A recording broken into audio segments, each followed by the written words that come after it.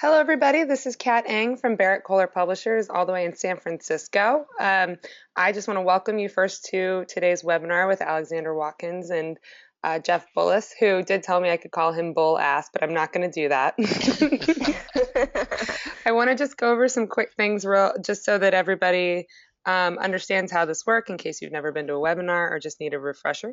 So first things first, we're going to live tweet today's event, and we encourage you to share your favorite quotes and highlights from the event at awesome name. So that's hashtag awesome name. You can send questions to our panelists at any point during the webinar, and you will do that by typing into the chat box. So you should have a little control panel from GoToWebinar. You should notice that there's a little chat box there.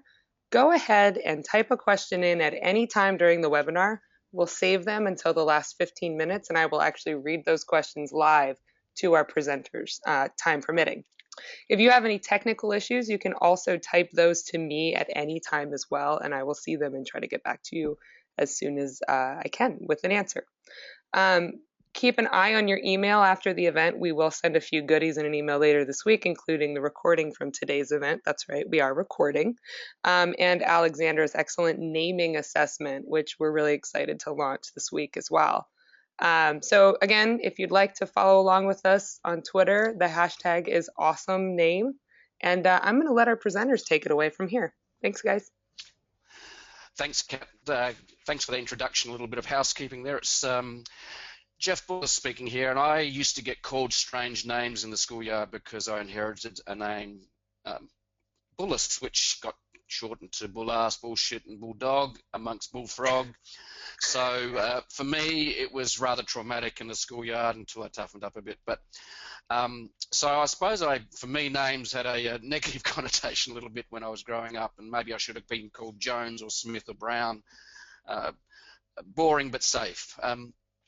So when I started my blog, I didn't know what to call it, so I actually called it jeffbullas.com because of lack of creative ability at that stage. And but that seemed to work. But luckily, having a strange name online can work because it makes you stand out. And so what I also discovered was wrapped around a strange name, if you can do something that stands out a little bit more, such as a cartoon rather than a photoshopped image, making it look like a glamour model was maybe a better idea. So that was almost a branding success mistake. So I started to understand that on a crowded web, having a name that stood out for a variety of reasons was important. And it was a few months ago, I got an email from Alexandra, and she was launching a new book, wanted me to review it, and sent me a free copy, and I had a quick look at it, said, that looks quite interesting, and then I read the whole book, and I just loved the process. I also, you know, with a lot of bloggers out there, I know a lot of you agonize over the name, and that's not uncommon, and quite often just agonizing over the name stops people even starting a blog. So I went, wow, this is a pretty cool process. And also I really liked the way she looked at making sure you didn't achieve what I called a domain name block, which is when you think of a great name, then you go to GoDaddy, look it up, and guess what, it's taken. So she actually came up with a strategy to overcome that, which I thought was awesome. So today I want to share Alexandra's story and her information about how to come up with a fantastic name, some of the mistakes made by people with their brand names, and let her explain the process. So over to you, Alexandra, and look forward to hearing more about brand names. Thank you. Hey everyone, am I on? You are indeed. Go for it. Okay, great. Thank you for the introduction, Jeff. And can I just say I love hearing you say GoDaddy in your Australian accent. I mean, I love saying it myself, but I want to hear you say it more. It's fun. That is one of my favorite names. So thank you everybody for joining us today. I'm excited to show you my secrets of how I've been able to create brand names and domain names that don't suck. This isn't rocket science. There's no Latin or linguistics. I'm going to make this really easy and fun for you. So let's get started. Uh-oh. Sorry, I need to forward. Here we go. All right, so here's what we're going to talk about today. I'm going to tell you a little bit about myself so I have a little credibility with you. I know I'm kind of a stranger compared to Jeff. We're going to talk about why most names suck and what you can do about that. I'm going to share best practices for creating and evaluating names. Also, I'm going to share my best brainstorming secrets and tools. And the great news about that is they're all free and you can do them solo. You don't even need to brainstorm with a group of people. And finally, we're going to talk about domain name pain, or as Jeff called it, domain name block.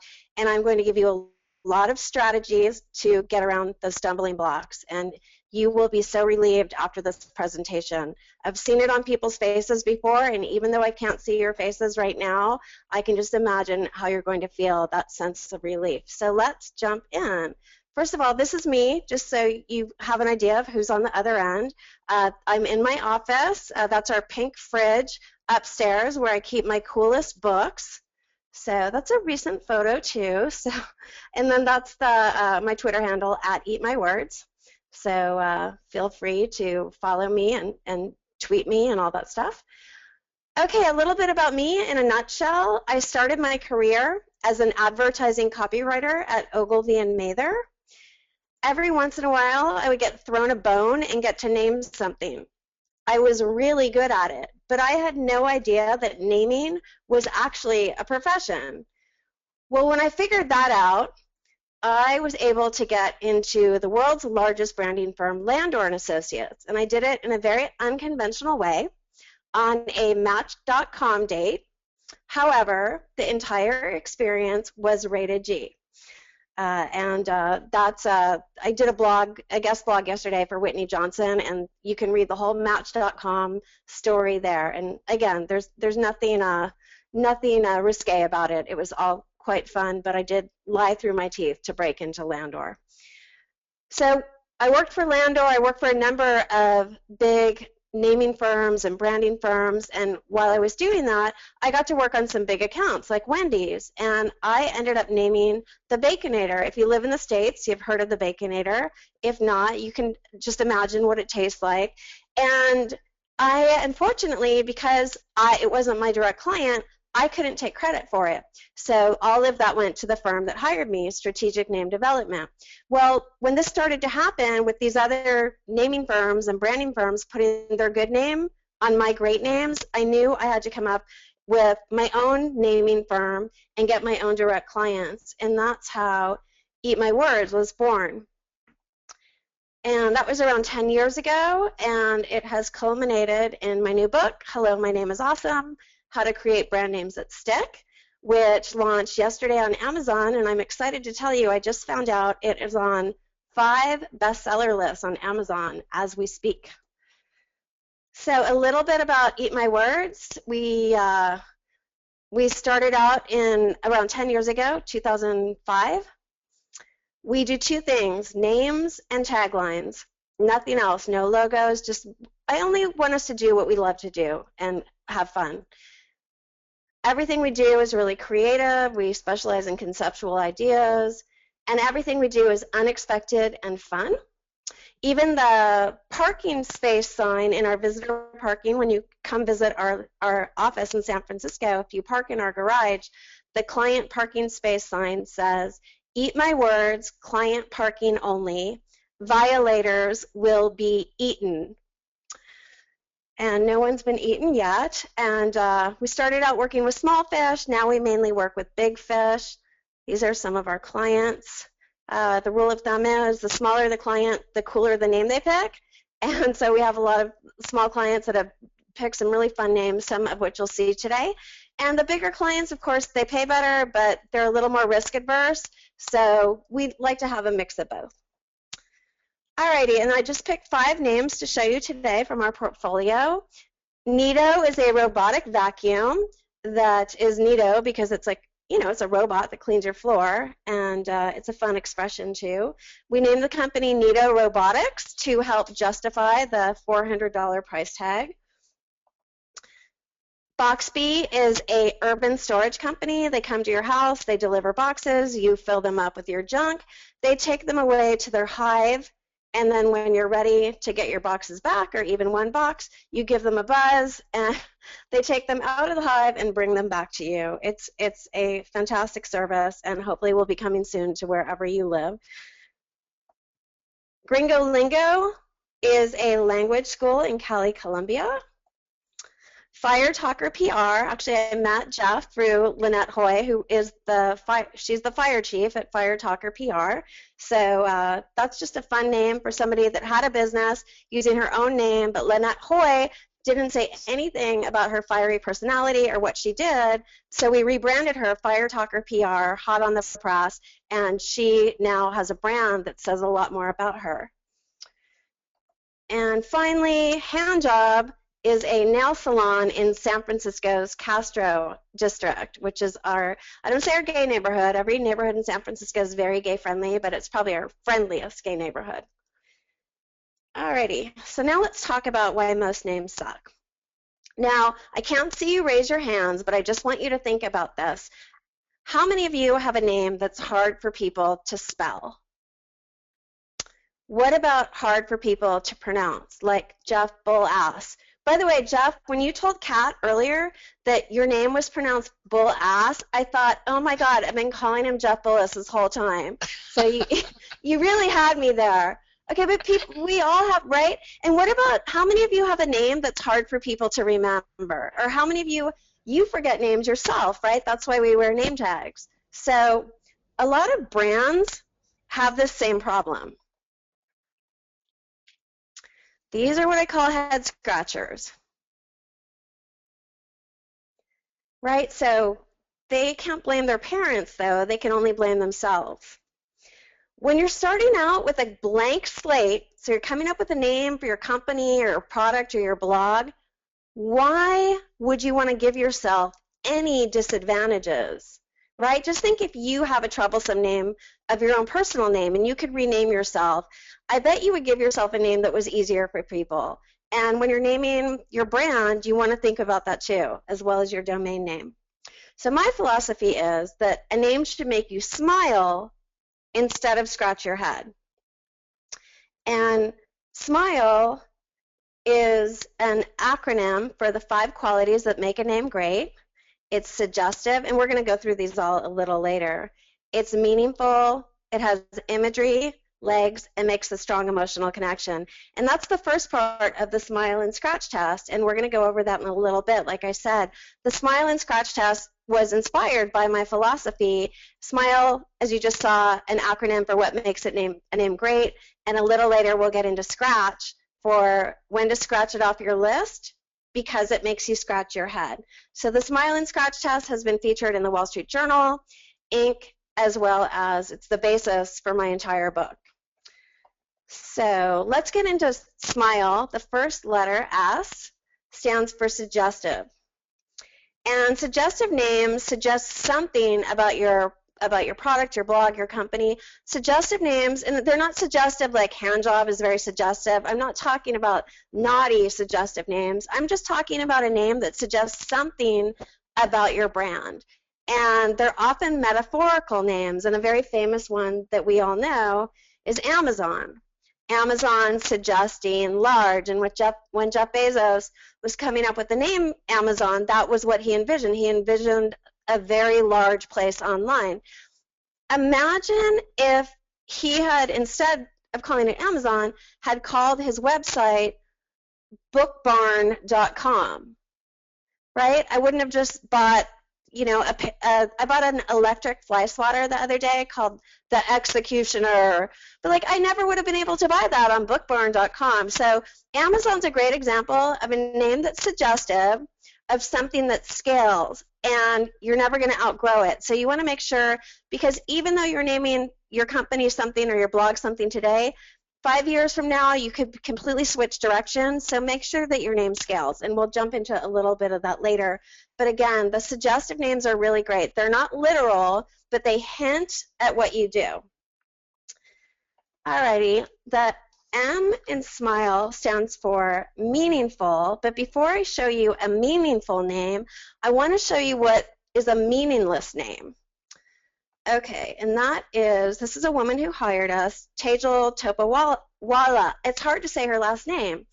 And she is an interior designer and home stager. And she knew that her name was intimidating for people to pronounce, hard to spell, and it didn't say anything about her business. And Tejal she loves color. And she said, I want a name that's really evocative of my style of decorating and staging. So we rebranded her Paprika with the tagline, "Spice up your space."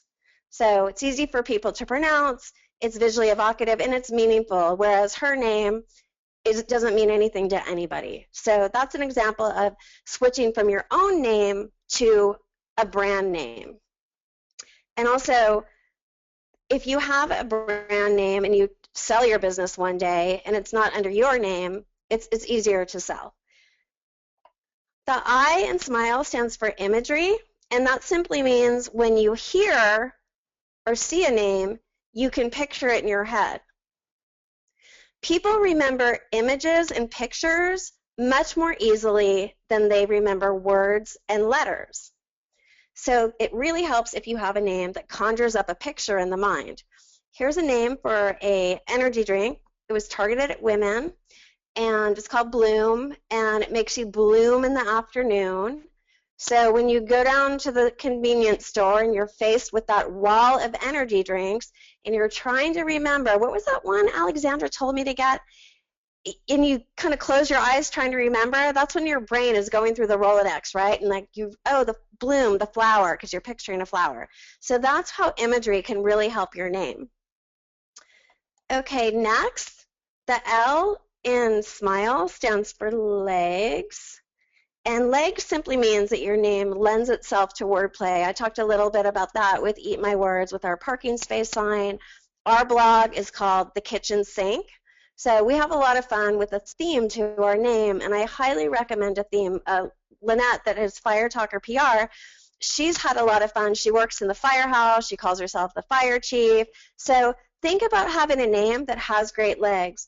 This is one we did for a cupcake store, Church of Cupcakes, Worshipers Welcome, and of course there's so much wordplay and fun around the theme of church and religion.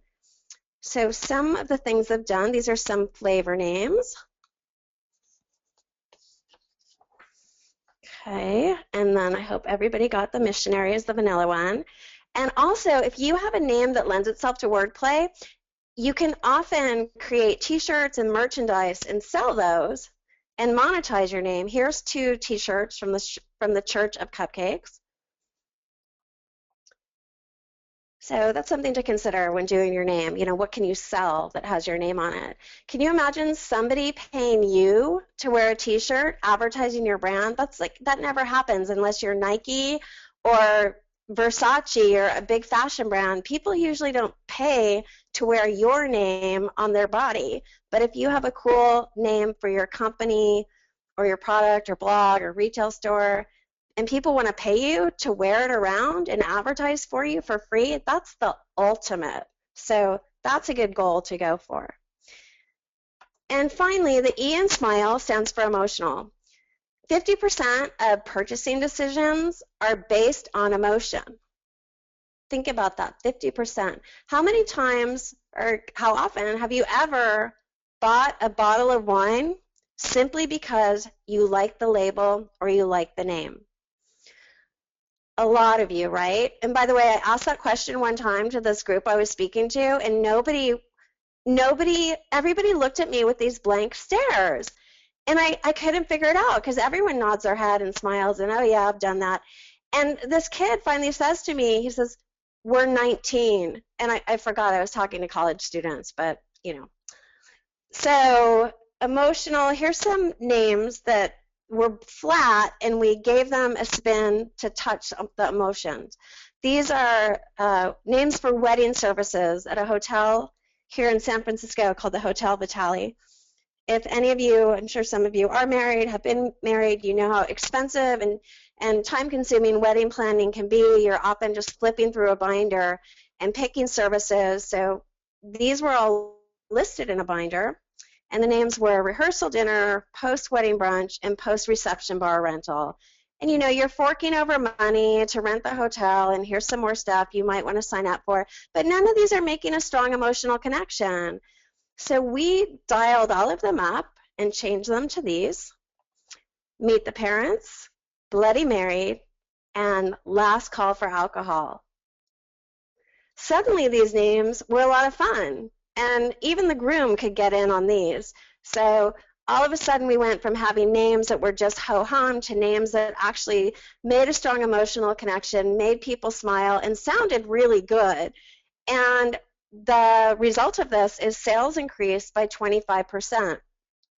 Now, it's really hard to quantify a name change affecting sales. In fact, the only way you can ever do it is if it's written down on a menu or in a guide, for instance, as it was here. But if you change a name and you add branding, you know, graphics and an ad campaign and all of that behind it, the name can't take full credit for the sales going up. But here we could, because it was simply services listed in a binder. And it's kind of like if you went to a restaurant and you saw chicken soup on the menu, and the next week it was listed as Grandma's Chicken Soup. Grandma's Chicken Soup is going to outsell chicken soup on its own. It just makes a stronger emotional connection. Who doesn't want to eat Grandma's Chicken Soup? Alrighty, so now, just to recap, SMILE is an acronym for the 5 qualities that make a name great.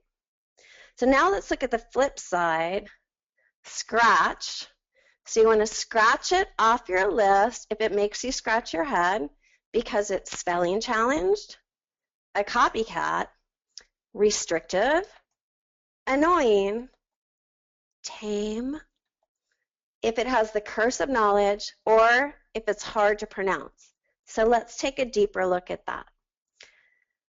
Spelling challenge.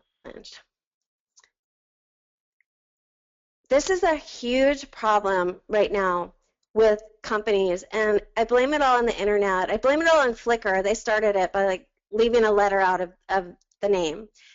Your name needs to be spelled exactly how it sounds so people can find you online, so nobody's misspelling your email address, and especially so Siri knows what you're saying. For anyone with an iPhone that's ever asked Siri to find something and it's a hard to spell thing, you know she gets very confused. So the Siri theory works. Here is an example of a severely spelling challenged name. This is or was a line of organic children's clothing, Species. Now, this to me just says, yeah, we couldn't get the domain name we wanted, Species spelled correctly, so we spelled Species this cute way. On the Species website, they explain the spelling of their name by saying, that's how babies would spell species if babies could spell. Really. So they're no longer in business. I don't know if it had anything to do with the name, but I'll tell you, first of all, Species is just a really weird, creepy name for baby clothing, but if they had just added a word, if they did want to call it Species, they should have spelled it correctly and just added a modifier word, specieskids.com, speciesclothing.com. Don't ever let a domain not being available as an exact match stop you from having a great name. And again, Species isn't a great name, but you know what I'm talking about. The first C in Scratch stands for copycat. Nobody likes the copycat. Right now I'm going to show you the biggest copycat trend, and it's the .ly. None of these sound like words. They're all so forced. Resultly, queer, and then queerly, that one's just weird to me. Contactually, newly, okay, newly. So let's say I was telling you over the phone you hadn't seen how newly was spelled in the top left, and I said, oh, you really need to check out this cool new website, newly.com. You would think it was spelled N-E-W-L-Y, but I'd have to spend time explaining, oh, it's N, That's Newly with 2 O's. You'd be like, what? What do you mean with 2 O's? N-O-O-L-Y. Now, anytime you have to explain to somebody how to spell your name, how to pronounce your name, what your name means, you are essentially apologizing for your name, and that devalues your brand. Wouldn't you rather spend your time talking about what's great about your brand instead of what's not great about it? Again, when you're starting with a blank slate, don't give yourself any disadvantages. Alrighty, the R in Scratch stands for restrictive. We talked a little bit about that with Amazon. If they had been named Book Barn, their name would have been really restrictive. In Canada, there is a store called Canadian Tire. Now, I don't know how many Canadians we have on the phone, but you know where I'm going with this. So in Canada, people go to Canadian Tire. 9 out of 10 Canadians go to Canadian Tire at least once a week. Now, it's not that the roads are bad in Canada. They're not. And it's not that the tires are really weak. They're not either. Canadian Tire sells way more than tires. They sell toasters, teddy bears, toys, tools, trampolines, tents, trees, tropical plants, telescopes, and a lot more. They are the Sears of Canada. Now, of course, everybody in Canada knows what Canadian Tire sells at this point. However, if Canadian Tire wanted to roll into the US, for instance, or another country, into Australia, to set up retail stores there, they would have to spend a whole lot of money explaining to people we're more than just tires. And in the 80s, that was Canadian Tire's tagline. So Canadians didn't know overnight either. So that's what I call, hello, $1 million ad campaign. So really think into the future when you come up with your name. Will it scale 10 years from now, 20 years from now? Alrighty. Now the A in Scratch stands for annoying. And annoying, I just look as names that are annoying are the ones that frustrate us. Oftentimes, if you think of your name as part of the customer service experience, you don't want your customers to be annoyed with your name. And here's one that I find extremely annoying. I can't hear how you're all trying to pronounce this. It has many different pronunciations. I don't know if any of you even know what this is. Zobni, actually it was supposed to be called Zobni, but then people started pronouncing it Zobni, so they kept that name. It's inbox spelled backwards. That's annoying. That's where the engineers came up with it, or the founders, and they get it, but nobody else gets it. It's really a terrible name. So that's a name that's just annoying from every angle. And these guys actually won our Head Scratcher of the Year contest many, many years ago. I sent them a big trophy with their name on it, Head Scratcher of the Year. They never sent me a thank you card. The T in Scratch stands for tame. You cannot afford to have your name be tame. Your name needs to stand out in a sea of sameness, whether you're an online business, an offline business, a product on a shelf, a blog. You need to stand out, not blend in. So I'm going to show you an example of what I think is the tamest name ever. It combines two of the most boring words in the English language into one super tame name. Network solutions. I think the word solutions should just be banned unless it's talking about a liquid solution. It's one of those software words that it's kind of an interesting jargony word, but it's somehow used all the time now. And I just think it needs to be put out to pasture along with the words pivot, game changer, and disrupt. Okay, the second C in Scratch stands for the curse of Marifa. And you guys all know what Marifa is, right? No, I'm not hearing anybody. All right, Marifa means knowledge in Arabic. But how would you know that? So that's really what the curse of knowledge is. It's when something is foreign, and it can either be a foreign language or it can just be something that's foreign to you.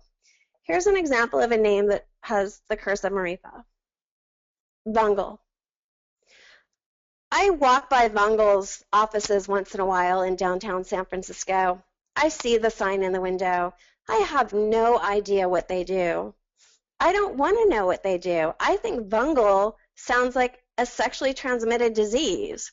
And that has some type of curse of knowledge.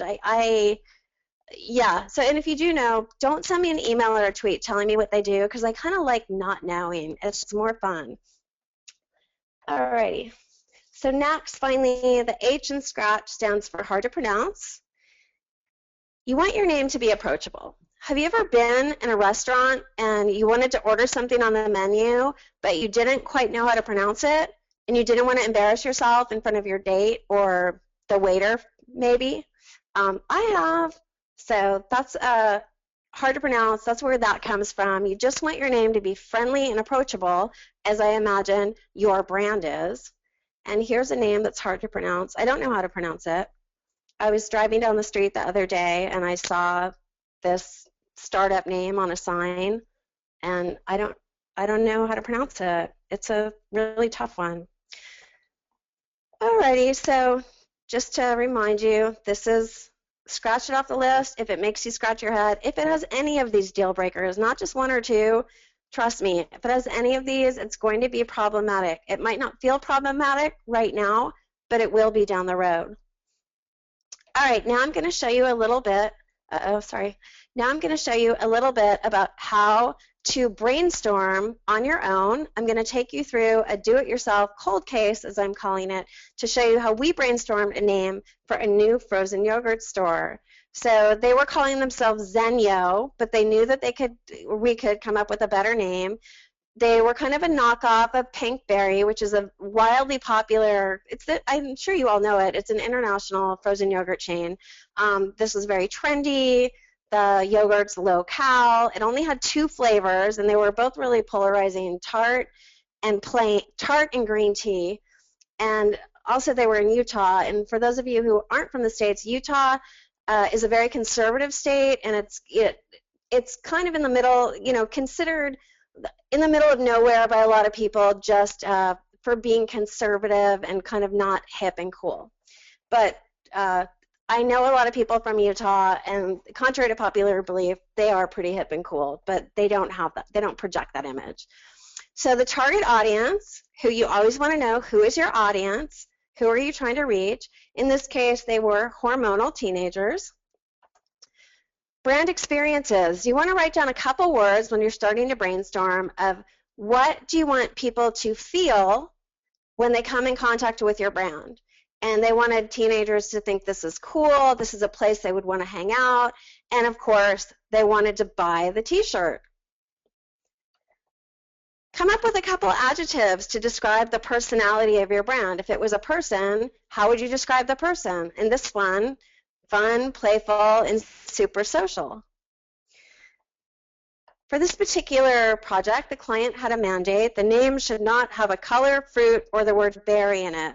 Now, the reason being is because there were so many Pinkberry knockoffs, and here's just some of them.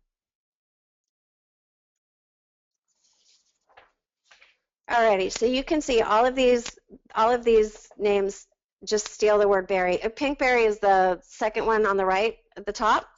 So you can see people even have copied the logo as well. But that's an example of being a copycat. So that was the assignment. Now I'll show you the creative process and how we brainstorm names. Now, contrary to popular belief, the best place to get ideas is not sitting in a white room staring at a whiteboard. There's a much better brainstorming tool available. It is not a bong, a Ouija board, or plain drunken Scrabble. This is the best brainstorming tool. It is your computer, the internet. There's so much fun you can have on the internet looking for name ideas, and I'm going to show you some of how we did that for this frozen yogurt client. So this is what I call playtime. This is when we start to have fun.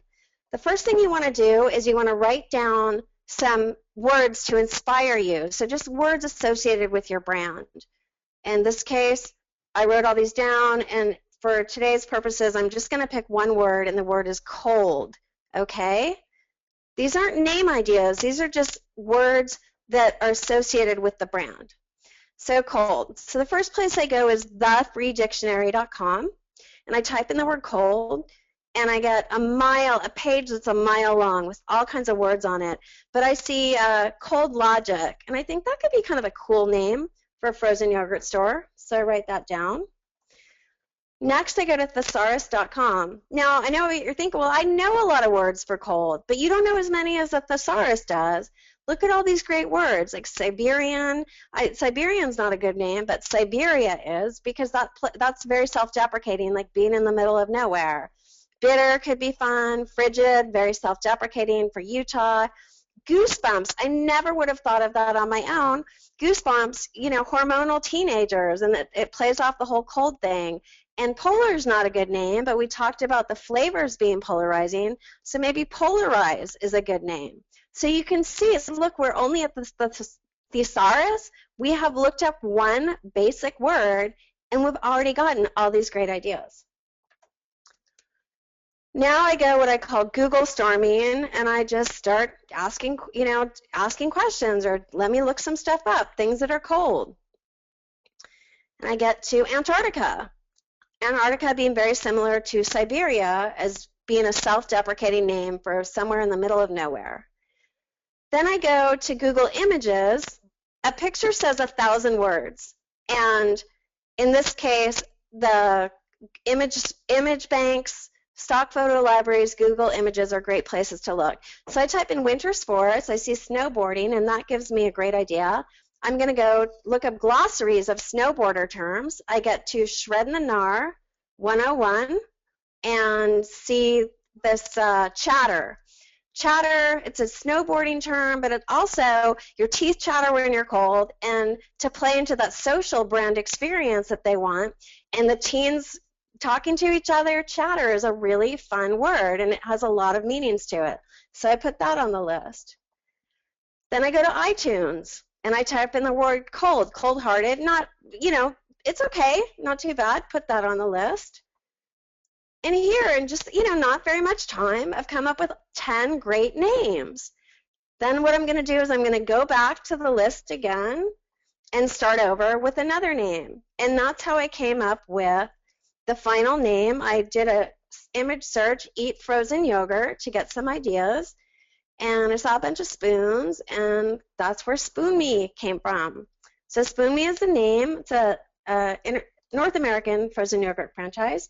Before you even walk inside a Spoon Me store, the branding's at work. Spooning hours, no spooning on Sundays in Utah. No shirt, no shoes, no spoon. So that's an example of really extending your brand through a theme. They have stores, they do concerts. It's a big teen hangout now. So they've accomplished their mission. We made a lot of merchandise for them that they make cold, hard cash selling. They have an app, of course, and that's what I call the power of love at first sight names, because couples even have their wedding engagement photos taken there. Alrighty, now I know we don't have a lot of time left, so now we're going to get to talking about domain names, so pay really close attention. If there's anything that I can teach you today, this is really what you need to learn. Okay, how to get around domain name pain. Let's say tomorrow you won the lottery, or you sold your startup to Facebook, and you have a giant suitcase or briefcase full of cash and bacon. The first thing you want to do is buy a Tesla, right? They're super sexy, hot cars. You want to buy one, a nice red one, just like that. So you go online. You have to figure out where to, where's the Tesla dealer. So you go to Tesla.com. Uh-oh. That's not the Tesla car place. That's some weird site that's been parked with, registered with Gandhi Nut. What's that? What do? Do you give up? Do you say, forget it, I don't need a Tesla? No, of course not. You go to Google and you type in another word, Tesla car. There they are. Ah, here you are. Now, have you even noticed what the name of the website is? Do you care? Are you not going to buy a car from Tesla because they don't own Tesla.com? Of course not. And you really need to keep that in mind when thinking about your own domain. You do not need to own the exact match domain name. If Tesla doesn't have to, you don't have to either. By the way, they're teslamotors.com. And by having that secondary word motors on there, or anytime you add a secondary word, a modifier word, that can help you in search engine optimization. So I want to give you some other strategies. But first I want to tell you, all of these famous companies, Dropbox, Square, and Basecamp, all started with a modifier, get Dropbox, Square Up, Basecamp HQ. Basecamp had over 1 million users, and their domain name wasn't Basecamp. These companies all eventually did pony up the money and buy the domains, but they didn't let them stop that in the beginning from naming their company something good. Another tactic you can do that I think works really well is to come up with a creative phrase. I love peanut butter. I saw that on a sign at the Fancy Food Show a couple years ago. I've never forgotten it. The same wavelength, that was for a client of ours. They couldn't get wavelength.com. The same wavelength, it's a membership organization for socially responsible companies. It makes people feel good. We Are Watermark, that's an organization for executive women. Again, it feels inclusive. It makes people feel good. It's almost like a battle cry. None of these people had to pay $9.95, or all of them only had to pay $9.95. None of them had to invest a lot of money to get a great domain name. So if you can't get an exact match domain name, consider a phrase. By the way, I love peanut butter. The company that is for is called Peanut Butter & Co. And if you go to peanutbutterandco.com, it redirects to ilovepeanutbutter.com. So I think that's a great example of a domain name that's so good that the company's own real domain name redirects you to this one. And by the way, when I was at that trade show, the Fancy Food Show, I love peanut butter. And every year when I go, I probably sample 14 different peanut butter companies' booths, and I can't remember one from the next, but I'll never forget that domain name, and you know, I've gone there and I know it's Peanut Butter & Co. So that's a way to differentiate yourself too. Come up with a phrase. And in my book, I have a whole bunch of examples of words that you can add as a modifier word. Buy, drink, if you were doing a beverage, enjoy. One that I see a lot of right now is hello. You know, hello, eat my words. That's our join me name. We are, shop, blank group, blank global, blank online. Again, just don't let a great name prevent you from don't let a domain name not being available prevent you from having a great name. Finally, I want you to be aware of something called slurls. All of these look like perfectly innocent names: Therapist Finder, Penn Island, Mole Station Nursery. But when made into domain names and all the letters are pushed together, they take on some really unfortunate meanings.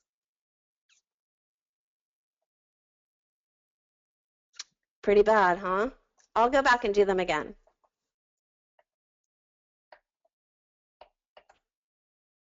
I heard that the word therapist has gone out of vogue just because it says the rapist anytime you have it in a domain name. So there's a website called Slurls and a book and a Twitter account and all that. So these are some of the more famous ones. So be aware of slurls.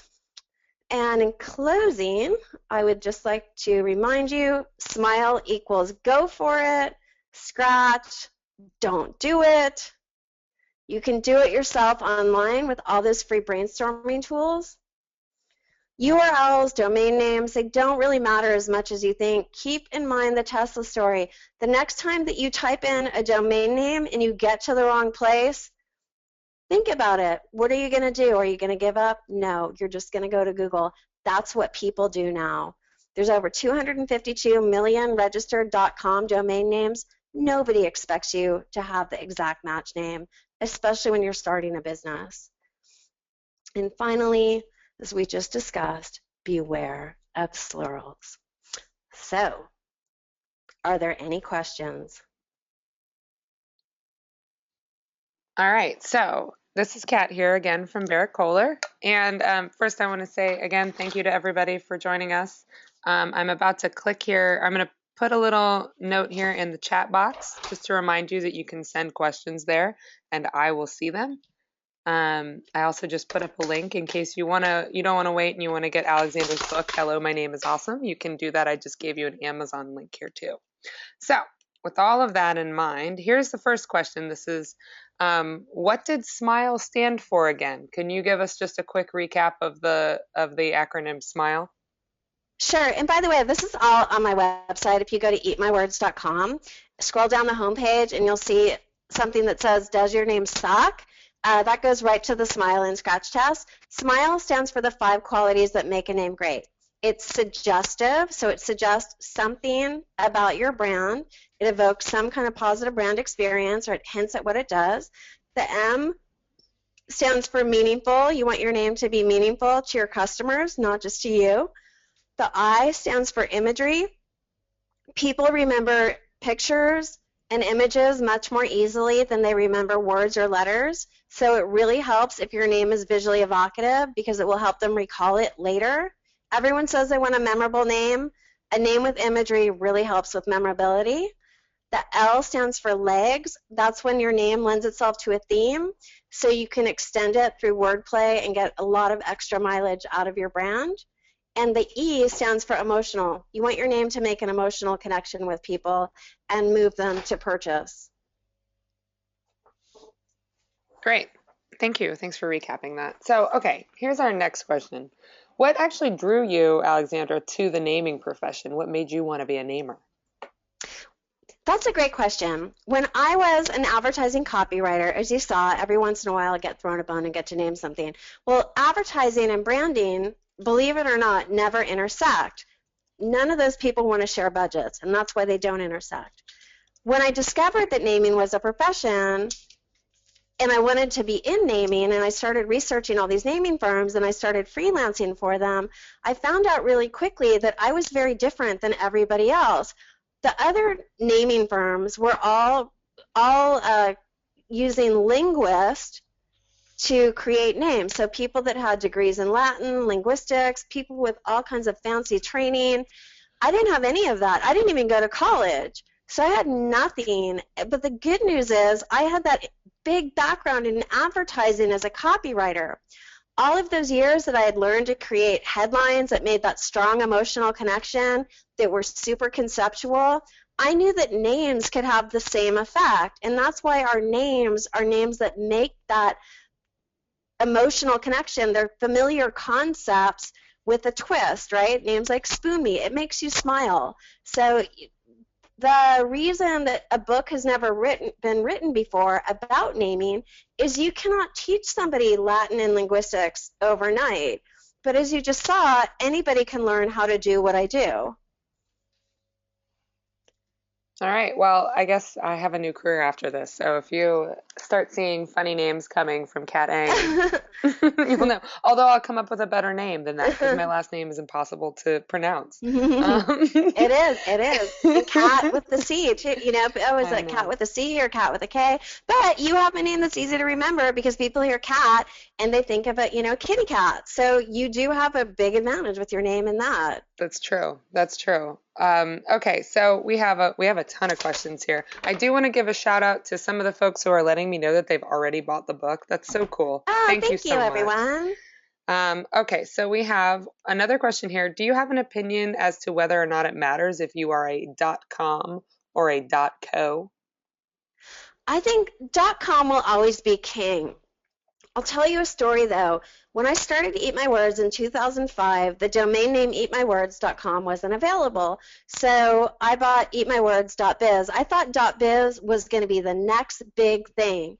And all I did on my business cards is I made the .biz part in pink just to make it pop a little bit.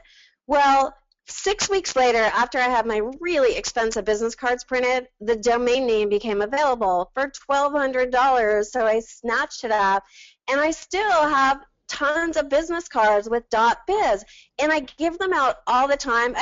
I've gone through many iterations of them, but I still am using the .biz ones once in a while, and it's never been a problem. And again, it's that if people can't find you, they'll look again.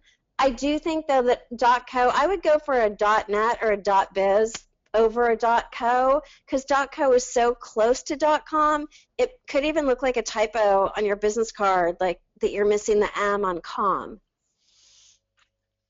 Yes, this is something that I think about a lot, and I have to agree. Jeff, what do you think about that?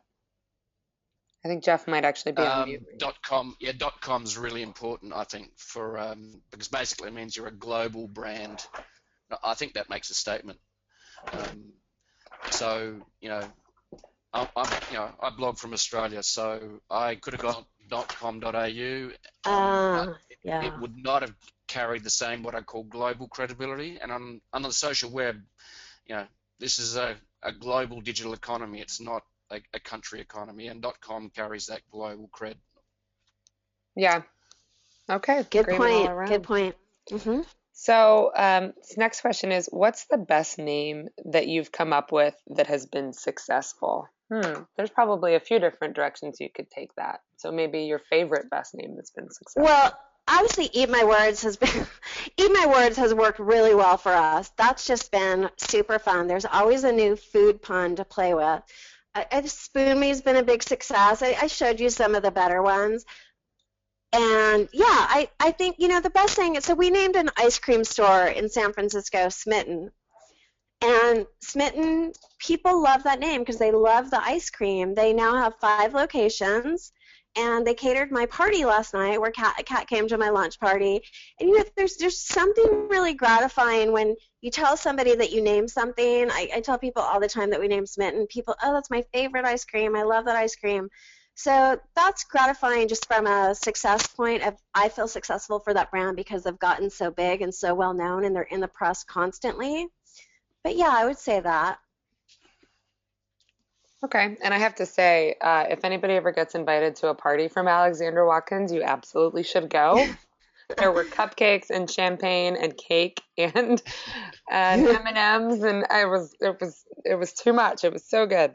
Also, I wish I was there. I wish I was there. Oh my gosh! And she has the coolest office you've ever been to. If you have a chance, go to eatmywords.com. And Alexandra, what section is it on your website to look at? If you scroll down on the homepage, you'll see it says like "See Our Cool Office" or something. Yeah, it's floor to ceiling color, wall to wall eye candy. It's really, really fun. And I call the place Candyland, which had something to do with all the sweets that I served last night. Oh, that's so funny. I call it the Pop Art Palace. Oh, okay. So, I think of you as the naming princess, right? Or naming queen. By the way, when you have a name that lends itself to a theme, like Eat My Words, our wireless network is called Candyland. So you can name way more than products and do slogans. You can name your networks, your printers. I mean, have a lot of fun with your name. There's so many different things. Kat, your fiance, asked what the name of our bathroom was, and I was like, oh, we don't have one. So, that's a good idea too. So you can name anything you want. That's so true. Okay, so here's a question from Mark Rutter. What is the going price for naming? Ooh, this might be a private one that you might want to talk about. Well, actually, we recently listed all of our prices on our website because we were spending so much time talking to people on the phone who were pussyfooting around the question. So we're super transparent. Our fees that start at $5,000 for what we call snack, and that's one round of 40 names. Very few people qualify for it. We designed it for real shoestring entrepreneurs, 2 moms starting a yoga studio, not some big tech company, or I'm not going to say the name of this big Hollywood mega studio that was like insisting that they should get snack. Snack is really for people that are just starting out. And we have something called the appetizer, that's $10,000. We have just the meat, the whole enchilada, and the big cheese. Yeah, and if you do the big cheese or the whole enchilada, you get to work with me personally. Yeah. I love those. But I yeah, love if you go to our website, yeah, go to eatmywords.com. If you click on services, you can read about all the pricing and packages. Great. I love the names of all the packages. Those are easy to remember too. Who doesn't want Thank you. the And enchilada? I know who doesn't want the whole enchilada. And I'll tell you something. I also do consulting. So if you just want me to review a list of names, I can do that. That's $1,000.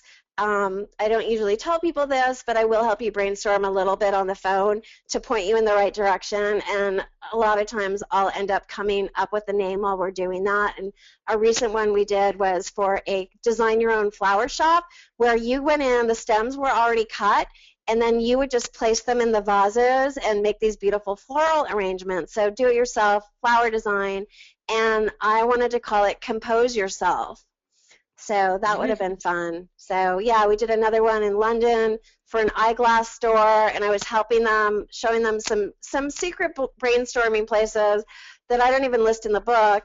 And I came up with the name Made You Look for the eyeglass store just over the phone. So it does happen. So that's a much, if you're really on a budget, you just want to brainstorm with me or have a consultation, it's $1,000. And then, of course, there is always the book. Hello, my name is awesome. So. Yes, that's true. I put it all in the book. Yeah, and I think the book is $16.95, and if you buy it on Amazon, it's 25% off. I know it's sold through Barrett Kohler, the publisher, where Kat works, at 30% off. So, yeah, the book it's jam-packed, you guys. It has what I learned in 10 years, I crammed into 96 pages, and it's all beef. There's no fluff in that book. It's all in there. I shared everything. There's a couple, like I said, there's a couple brainstorming resources I didn't share, but there's enough in there to get you an awesome name on your own. Great. Okay, so we have time for 2 more questions with maybe short answers. So the first one is it better to do name, I like this, I like how she phrased this. Is it better to do name calling as a team or assign this task to a communications person? I wouldn't work with a team at all. I would let everybody learn how to brainstorm on their own. That way nobody's throwing ideas around a room and they're getting shot down. And then have everybody contribute the names they come up with on their own to the list and then review them. And there's in the book there's 12 tips for reviewing names as a group and building consensus. Because once you just start, name calling, that's really cute.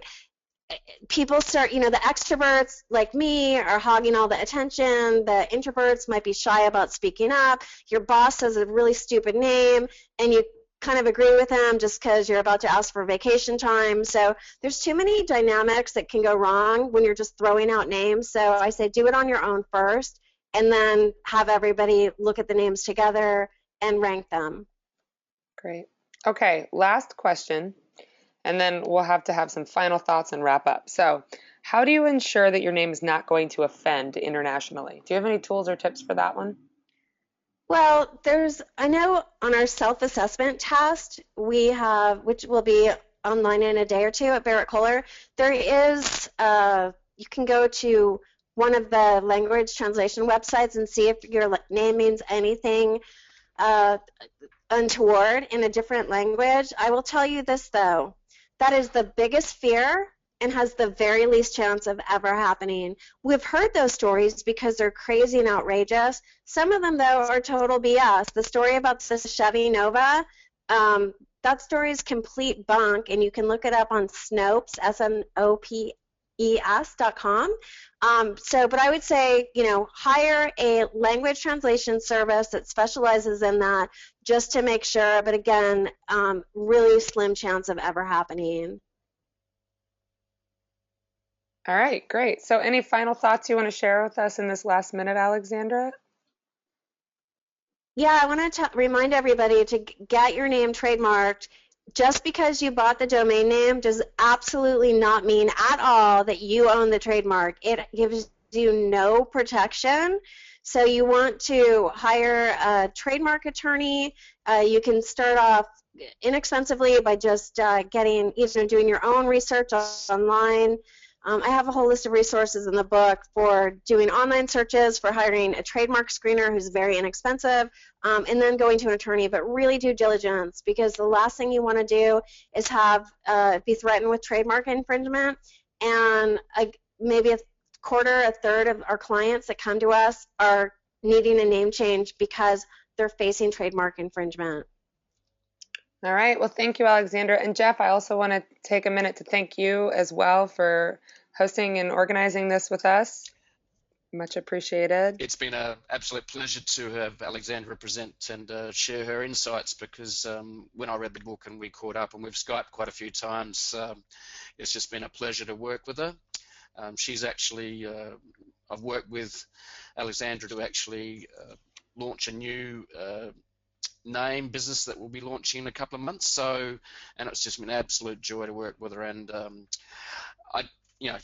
she's really got a touch of genius, and that's what's really I love, as well as a sense of humor. And when you read the book, you'll see that sense of humor shining through, and you can see that she loves language. And I think that's what makes her a genius. So thanks, Alexandra, for becoming a friend, and look forward to keeping in touch.